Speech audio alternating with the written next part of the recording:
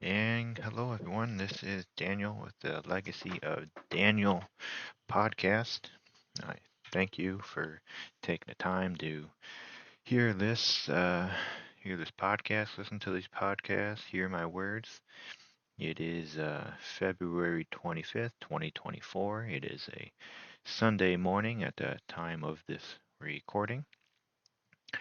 Um, I'm not sure what we have in store, or I have in store to speak on today, but we're going to continue the journey of manifest destiny, identity, and finding ways to, um, I guess, include as much as you can into your life without overstimulating you or overworking to really build a solid identity uh, built upon a foundation, your foundation through your own creativity that you slowly nurture, come to understand over time, and that it hopefully somewhere down in the future is something that you can stand on and lead you to cultivating skills, knowledge, wisdom, understanding, and perhaps lead you to a vocation, some sort of employment or another means to not only generate some income, but to be a partaker in society that really gives you meaning and purpose in this world, brings you joy, an avenue to take care of yourself, take care of your family, and to contribute in a positive, productive way, so that society can continue moving on in a prosperous way to hopefully make it so that um, as many citizens of this great nation can take part in the prosperity that comes through advancement, whether it's in technological, um, social advancements, and how we better learn to uh, take care of one another, build a society together, build neighborhoods together, education, how we can better educate uh, children, better treat children, all sorts of things, how we can better run a government. Hopefully, maybe one day we'll come to a little better understanding of money and maybe get to paying down some of our debt. But that's for a different show. I do have a show on economy and human behavior show, so feel free to check that out. Um, but let's continue on, I guess, this journey to manifest destiny this Sunday. I didn't really come into this show with a clear topic or any clear message I wanted to deliver or anything I had on my mind. So I guess we'll continue to cultivate this concept of manifest destiny and how each individual really has their divine right, or if you believe in any form of divine or just your right through the government established by our founding fathers through the First Amendment right to really cultivate and establish your own unique identity through your own, creativity, self-determinism that hopefully really gives you a solid footing in society so that you can, be a pillar, be strong into society, be competent, have integrity, character, and be able to take part in a very meaningful and purposeful way. We need a productive country. We need a productive populace. Yes, and we need people working, but we need it uh, really need it to be done through a way that comes from people understanding that they have meaning and purpose, and it's very important to have a place in society because we can't just have um, people just running off anymore to college and just spending a bunch of money getting educated and maybe not even using that degree. Like for myself, I got pushed out of my career by uh, from a from an industry that's just kind of ruthless and just is really bent on slander, defamation, and intellectual theft of younger people's of property, and that's a horrible thing. And I think intellectual theft is a very real problem in distracting people or bringing fear into people's lives about cultivating identity. As a result, people are trying to almost stay out of avenues that could bring them prosperity, and that needs to change. People have to have an understanding of prosperity, wanting prosperity. It doesn't have to be always financial. It could be a creative. It can be a form of intellectual property. It could be just getting a job and uh, having a home, a simple home. It could really anything that just brings you joy. Prosperity is really all about joy. It's not about really about wealth. And when you really have joy in what you're doing, prosperity compounds quite quickly. And as it begins to compound, and if you have your identity, you have your creativity, your life kind of built on a solid foundation. As that prosperity compounds over time, it's going to compound on its own, and you really don't even have to do anything. That's why it's so important to really cultivate an identity. Because if you don't really have that identity, it's going to be a bit difficult to cultivate uh, meaning and purpose in whatever you're doing.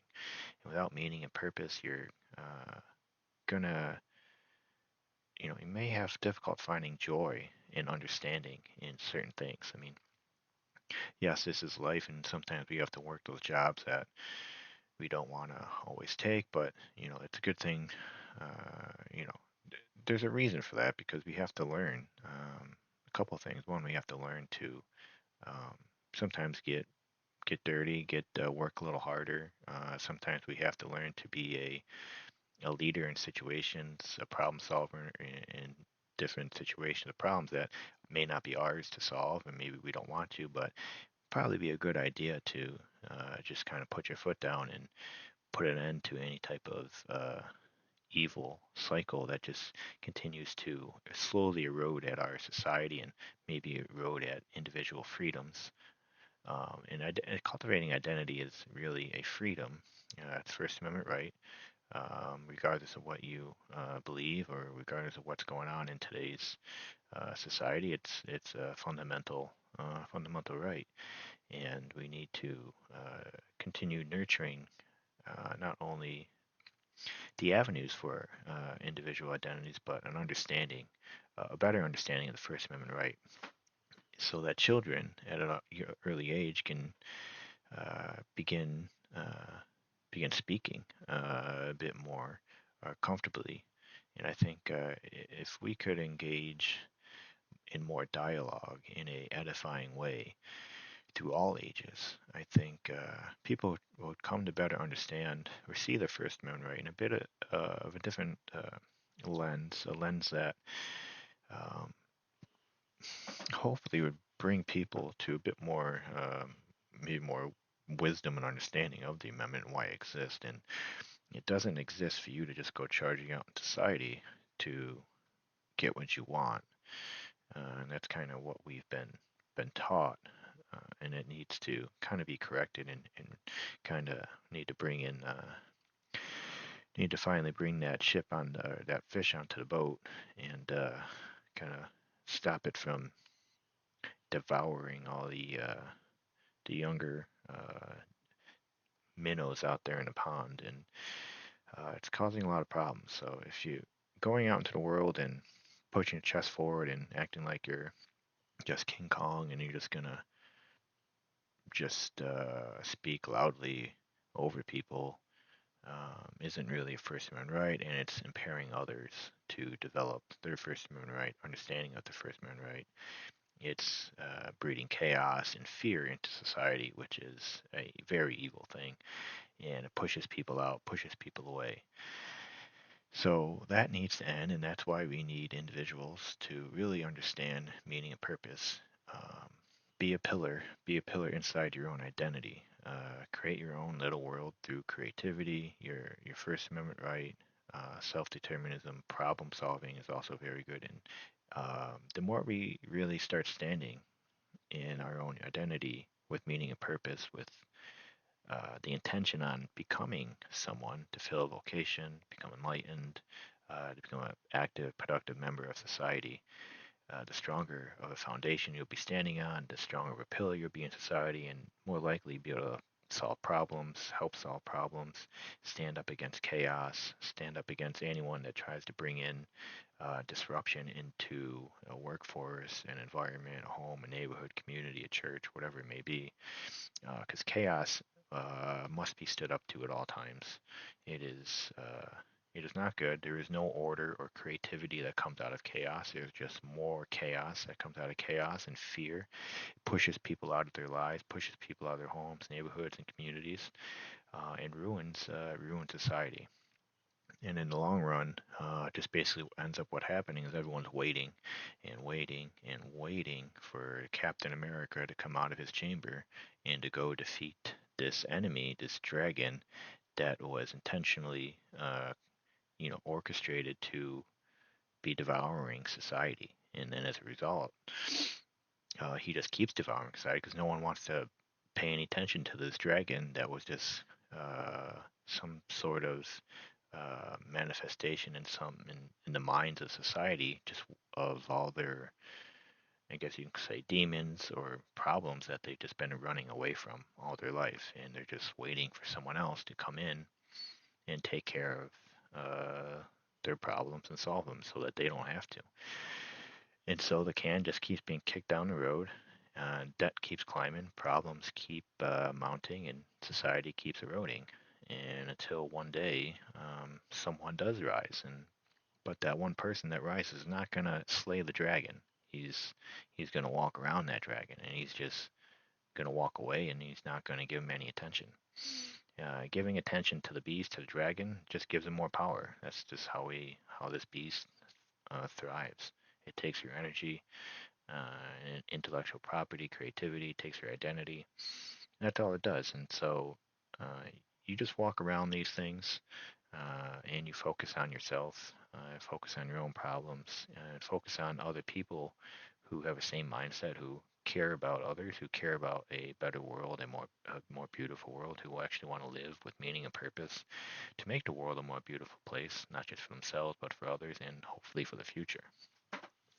And that is what we need to really turn this country, this society about unto, so that we can leave this chaos worshiping behind and kind of begin to ascend up into a society of beings that want order, want beauty, creativity, and are willing to really fight for it. But we gotta orient our fight in a way that doesn't involve the dragon, at least not directly. Just keep walking around it, and that's what society's doing. And eventually, the walls will come down, and all those who truly seek peace, joy, comfort, order, in a more beautiful world will have their reward. Those who have been breeding chaos, well, you're just going to be stuck in your chaos, and that'll be your glory. Um, So I guess that might be it for today. Like I said, I didn't really have a plan coming in here this morning, um, but continue to walk on your journey, walk the path, walk the way to manifest destiny by building that foundation with an identity, your creativity, self-determinism, problem solving, being rational, seeking joy, love, comfort, and peace in all things you do and everywhere you go. Yes, there are times you have to battle, you have to work hard and work with your hands and take classes and learn things you may not want to, especially when you're young. But you have to kind of be inclusive to all those things so that you can become diversified in a way. And as you do that, you kind of get understanding and wisdom through these kind of maybe they're a little bit of a tangent, but you acquire wisdom, knowledge, and understanding, and then you make your way back to the path, and through that passage of time, you become enlightened.